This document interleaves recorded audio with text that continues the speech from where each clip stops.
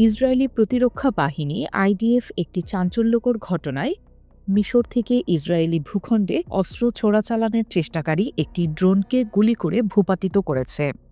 এ ঘটনা মিশর ইসরায়েল সীমান্তে নিরাপত্তা পরিস্থিতির ওপর নতুন আলোকপাত করেছে এবং আঞ্চলিক উত্তেজনাকে আরও জটিল করে তুলেছে। ইসরায়েলি সেনাবাহিনীর তথ্য অনুযায়ী মঙ্গলবার দিনের শুরুতে তাদের নজরদারির ব্যবস্থা মিশর থেকে ইসরায়েলের দিকে আসা একটি সন্দেহজনক ড্রোন শনাক্ত করে। ড্রোনটি সীমান্ত অতিক্রম করার সাথে সাথে আইডিএফের সৈন্যরা দ্রুত পদক্ষেপ নেয়। সেনারা ড্রোনটিকে গুলি করে ভূপাতিত করে এবং ঘটনাস্থলে পৌঁছে তল্লাশি চালায়। তল্লাশির সময় ড্রোনের সাথে 4টি অস্ত্র এবং কিছু গোলাবারুদ পাওয়া যায়। এই অস্ত্রগুলো কোথায় পাঠানো হচ্ছিল বা কারা এর পেছনে ছিল তা এখনও স্পষ্ট নয়। ইসরায়েলি সেনাবাহিনী জানিয়েছে কড়া নজরদারি ব্যবস্থা এবং সৈন্যদের তৎপরতার কারণে এই চোরাচালানের চেষ্টা ব্যর্থ হয়েছে। এটি প্রথমবার নয় যে মিশর ইসরায়েল সীমান্তে এমন ঘটনা ঘটেছে। গত বছরের অক্টোবর এবং নভেম্বরে 2 পৃথক ঘটনায় ইসরায়েলি সেনাবাহিনী একইভাবে অস্ত্রবাহী ড্রোন গুলি করে ভূপাতিত করেছিল। সে সময় একটি ড্রোনে 8টি হ্যান্ডগান এবং আরেকটিতে 4টি রাইফেল ও একটি পিস্তল পাওয়া গিয়েছিল।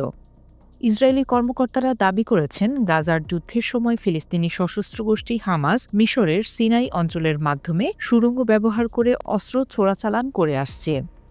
অন্যদিকে মিশর এই অভিযোগ অস্বীকার করে বলেছে তারা বহু বছর আগেই গাজার সাথে সংযোগকারী সুড়ঙ্গ ধ্বংস করে দিয়েছে এবং সীমান্তে বাফার জোন ও নিরাপত্তা বেষ্টনী তৈরি করেছে।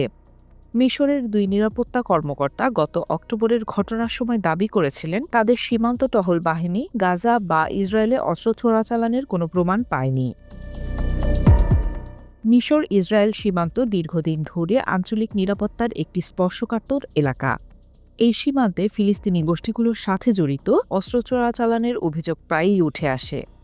ইসরায়েলের দাবি গাজার ফিলাদেলফি করিডোর, যা মিশরের সাথে গাজার সীমান্তে অবস্থিত, হামাসের জন্য অস্ত্র ও সরঞ্জাম সরবরাহের একটি প্রধান পথ ছিল।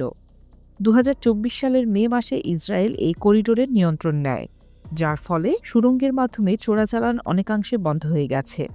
তবে ড্রোনের মাধ্যমে অস্ত্র চোরাচালান একটি উদ্বেগজনক প্রবণতা। বিশেষজ্ঞরা বলছেন ড্রোনগুলো সহজে সীমান্ত পার হতে পারে এবং নজরদারি এড়াতে সক্ষম।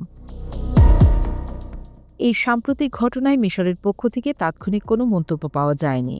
তবে অতীতের ঘটনাগুলোতে মিশর এই ধরনের অভিযোগ অস্বীকার করেছে এবং তাদের সীমান্ত নিরাপত্তার কঠোরতার কথা উল্লেখ করেছে।